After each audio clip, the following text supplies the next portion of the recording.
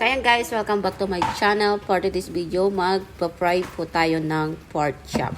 So ayan, ipa-fry muna natin yung karne para malambot, para hindi siya matigas. Ayan, so ganyan lang yung sekreto para malambot yung karne. Ayan, so i-continue lang natin para alam nyo na gawin pag magluto kayo ng fried na pork chop. Ayan, so marinate natin. Maglagay tayo ng salt na konti. Ayan. So, konti lang yung nilagay ko kasi hindi sila kumakain dito ng maalat. Pag sa atin kasi, gusto natin yung talagang may lasa. Pero, sa kanila, walang lasa. Okay lang sa kanila. Sayang guys, i-marinated natin siya. Ayan. So, minix ko na lahat-lahat. Ayan.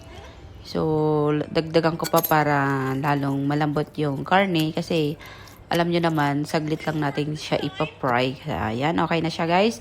So mag-a-add pa pala ako ng konting black pepper para mabango pa rin. Ayan, para masarap. So dagdag lasa lang kasi yung mga bata ayaw nila ng spicy. So naglagay lang ako ng konti. So ayan, okay na siya. So maglagay din tayo ng, lagyan na natin siya ng breadcrumb. Ayan.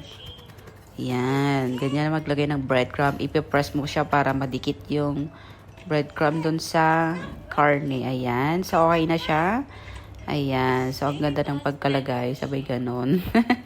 Ayan. So, pa-fry na natin. Ayan. Nagpainit na ako ng mainit na mantika. So, kumulo na siya. So, nilagay ko na yung pork chop. Ayan. So, babalik na rin natin. Check natin hanggang magpa-brown. Ayan. So, saglit lang ko nang naman lutuin ito kasi pag matagal kasi matigas siya. So, ayan. Okay na siya. So, lutuin ba natin saglit? Ayan. Okay na siya, guys. Lagyan na natin sa plate. Ayan. Ganda ng pagkaluto niya. Ayan.